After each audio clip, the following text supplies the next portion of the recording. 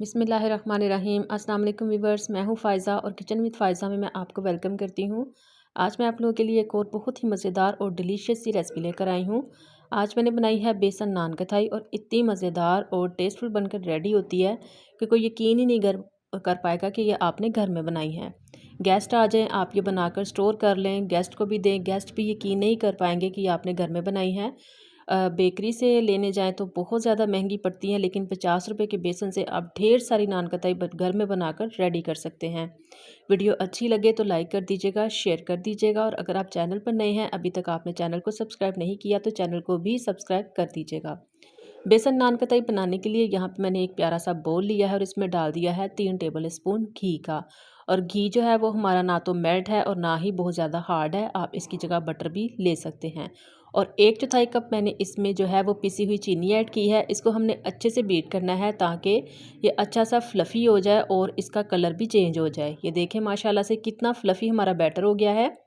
1 cup भर के हमने इसमें जो है वो बेसन ऐड किया है और 1 सर्विंग स्पून भर के मैंने इसमें ड्राई मिल्क ऐड किया है। इससे बहुत अच्छा फ्लेवर आएगा और इतनी मज़ेदार ये नान कतई बनकर रेडी होगी कि मुंह में जाते ही घुल जाएगी।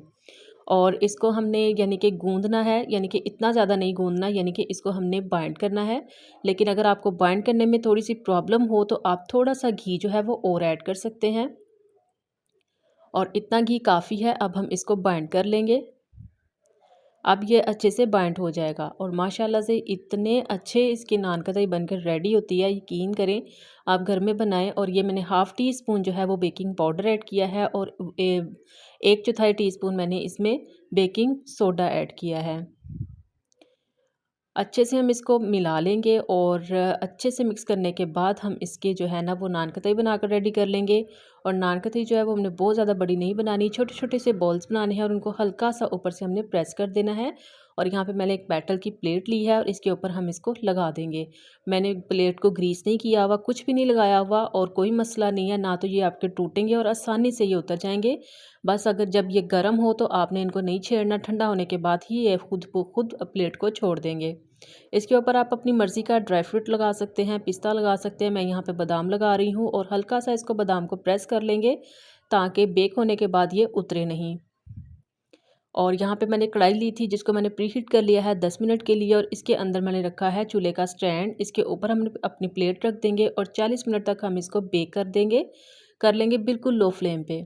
और 40 मिनट के बाद माशाल्लाह से देखें नान खताई जो है वो हमारी बनकर रेडी हो गई है और आप देख सकते हैं कि कितनी अच्छी इनकी लुक आई है।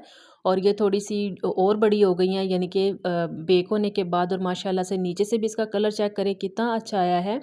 आप भी ज़रूर ट्राई कीजिएगा। और देखिए इसने इन्होंने खुद ही प्लेट को छोड़ दिया है बिस्किट्स ने। और माशाल्लाह से ज़रूर ट्राई कीजिएगा। वीडियो अच्छी लगी है तो लाइक करें, शेयर करें, मुझे फ़ीडबैक ज़रूर दीजिएगा। घर में बनाकर स्टोर करें, आप बच्चों को लंच में भी दे सकते हैं। बहुत हेल्दी रेसिपी है और बहुत सस्ती पड़ती है, ज़रूर ट्राई कीजिएगा।